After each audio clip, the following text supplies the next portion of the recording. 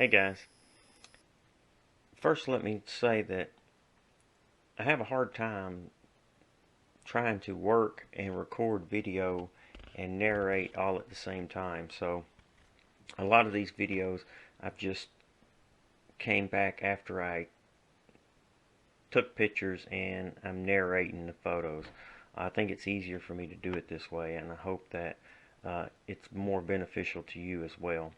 Sometimes when you're busy working, you forget to say things that you can come back later on after you've finished and make sure that you get that information in the video. So here you can see I'm working on the splash guard enclosure for the G0602 project. This piece right here will be stationary, and then this piece will slide on these rails. The dimensions for this is 16 inches wide, and I think that'll be plenty to contain most of the splash. Originally I had drawn up in the plans to put a piece and then this would slide over it, but I think I'm just going to go with the one piece and see how that goes. I can always add a permanently mounted piece I can add later. I have enough sheet metal to do this that I scavenged from a stove that we were getting rid of. We replaced our kitchen stove, and so I took the side panels off the other one, the old one, to use for this project. So it looks like I've got just the right amount. We have a piece of plexiglass in here. I contemplated whether to leave a section right here or make it just plexiglass, and I decided to go with just an open. That way I'll be able to see in here real well. I believe this will work for most of the stuff I'm going to be turning. Some small aluminum pieces and plastic pieces, so I think this will be fine. So just to kind of give you an update of what's going on, and you can kind of see how the template is back there. Goes behind the splash shield and comes down, and that'll kind of tuck under at the front there. It'll kind of tuck under to direct flow towards this drain. So far so good. So we'll get these pieces cut out and get a frame made. I've got some 1/2 inch by 1/2 inch square tubing that I'm going to use for a frame all the way around the perimeter. Then I'm just going to skin it with a sheet metal. Alright. So after we took and mocked up the enclosure with the cardboard, and I was satisfied with the way it turned out, I started to cut the pieces of 1/2 inch by 1/2 inch square tubing and bent into shape and ready to get the frame built up. The first thing we did was I had to get the curve on the front pieces. So you can see in this photo I'm heating the metal up, and what I did was I put 2 pair of vice grips, one at each end of the 1/2 inch tubing, and then after we heated it up I used the vice grips to hold it. Once it got to a cherry red, then I had this big air tank in the shop, and I just pressed up against it, and that was gave me a perfect radius. Now after I got the 3 front pieces bent, started putting together the frame. Here you can see the back portion of the enclosure, and it is a 3 inch by 15.5 inch piece, and these are just square cuts. I didn't miter anything. I just tried to keep it simple, and I've got it clamped to the table, and I'm tack welding these into place. After I got the backs finished, I started working on the front and the top, and here you can see I have it clamped to the table. What I did was I just took my cardboard piece and traced it onto the table, and then that way I could kind of lay it out and clamp it. After we got the 2 side pieces, and the top tacked together. Then I welded the back 3-inch piece on. Once we got that, we finished working the enclosure frame, got it all tacked together and welded, and then I started working on this side piece. Basically the same thing, I just clamped. As you can see here, I got it clamped into place and I just tacked it all together. Now once we got the frame and the enclosure and the side frame made, it was time to wrap it in sheet metal. And here is a piece of side from my gas range that I replaced a couple years ago. And I saved it because I knew I would need it in the future. And it was a good piece of sheet metal, so I saved both sides. And that was enough to do this enclosure. So it turned out really well for me. Basically what we did was I just took the front cardboard template, and as you can see here, the side of the piece of sheet metal from the side of the range was not quite long enough to get this in one piece. So I'm going to have to piece it together, unfortunately. I didn't want to have to do that, but when you're working with free materials, sometimes that's just the way it is. But you can see I have it laid out, the cardboard template laid out onto the piece of sheet metal, and I just kind of traced it out and then made sure my lines were straight. And then we went over to the shear, and I made the first cut, and then came back to the bench and I folded the edges over and made a hem, just so that there would be a smooth edge, it wouldn't be sharp corners there. And I did both sides the same way, as well as the bottom and the very back lip.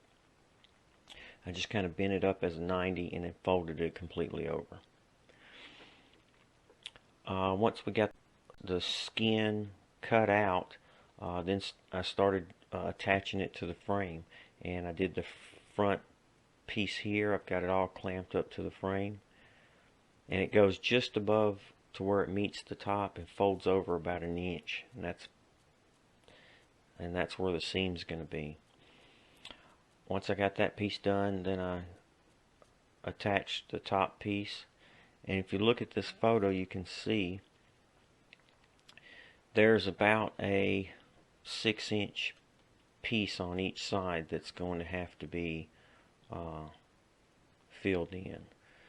So what I did was I just took the portion of the inside that was cut out for the window, and I just made some pieces to fill in those two gaps.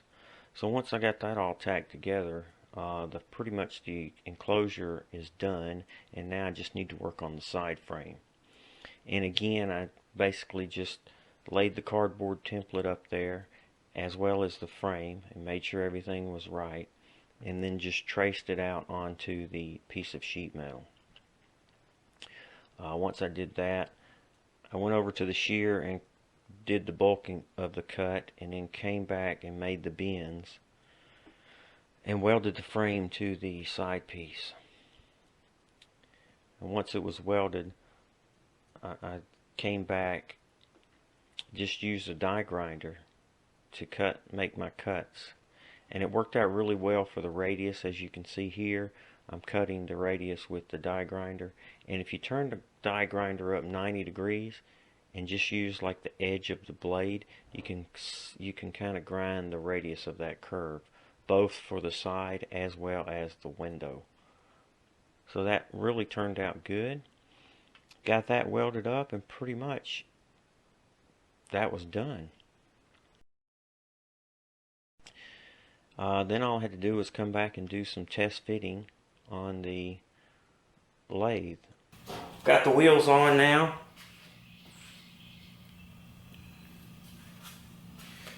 And I still got to do some finishings, a little bit of sanding, grinding, or I should say, get it painted. But you see, it's going to go all the way over to about right here, and it's going to have some kind of mechanical stop. And also, I haven't decided about the closure. I'm trying to see if I can do some kind of magnetic enclosure. Let me show you how the mechanism is. It's just a couple of wheels. bolted to through the sheet metal and through the 1/2 inch square tubing. Same way in the back. And it just rides on this piece of angle iron. Right now I've just got it clamped in place, but I'll shoot some screws through here. Put some bolts through here. And it just kind of rides along. And when I open it all the way up, that should give me plenty of room to do what I need to do inside, and if I ever have to do any kind of serious work on the... So I designed this to be able to just remove it if I need to, have access to any of this, and then it just pops back on.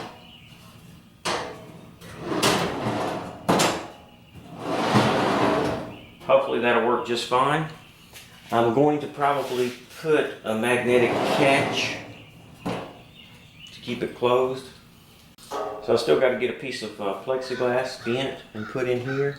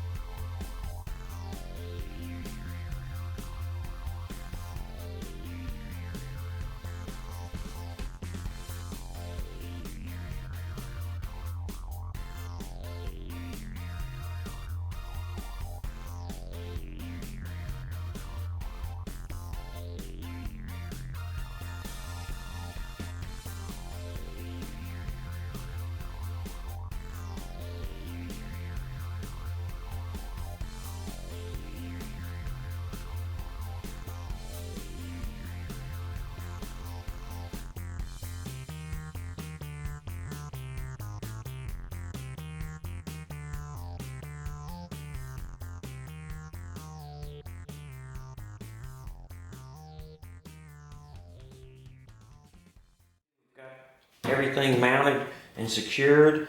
I've added the plexiglass to the enclosure as well as just this little knob.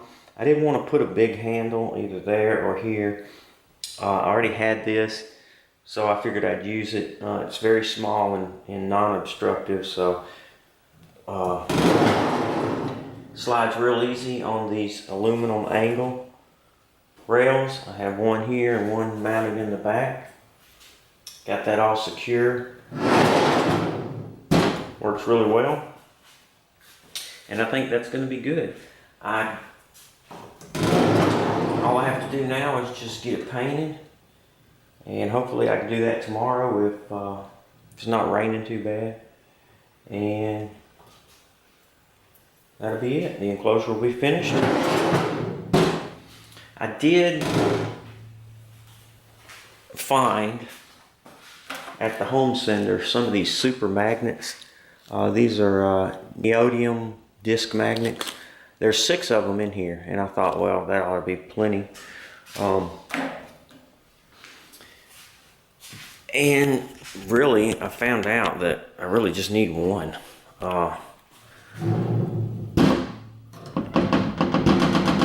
That's one magnet that I just kind of super glued right here.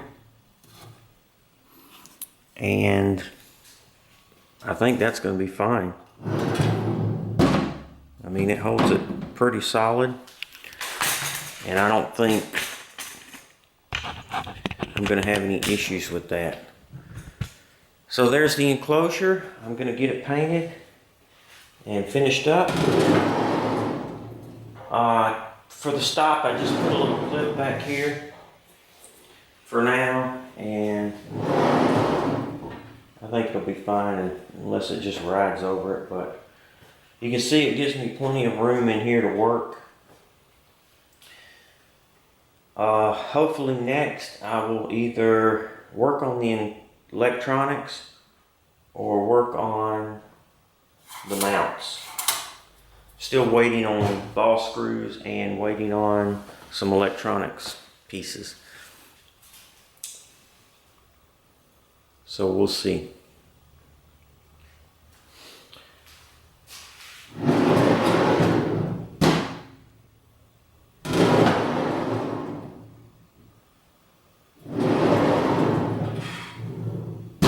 Very smooth, and you can see that the plexiglass gives me plenty of view of what I'm working on. Okay, so we've got the enclosure finished up. It turned out really well. I think the color matches fairly well with the almond that's on the G0602. With it open, I have about 21 inches to work with. About 21 3/4 inches. And I think that'll be plenty of space to make any kind of tool changes or insert any kind of material. So I think that's great. It's got the plexiglass in. I believe the magnetic catch with just the one magnet there is going to be just fine. I think it turned out really well. I appreciate everyone watching the video. I'm still waiting on parts for the electronic enclosure, some switches and stuff. Waiting on the ball screws to get here. And I don't really want to start on any of the mounts until I get the ball screws, so I know they're exactly what I ordered. So I'm kind of just right now waiting, I guess. So it might be a week or two, a couple of weeks maybe, before I get a next video up. But I'm working on what I can, and so far so good. Pretty happy with the way things are turning out.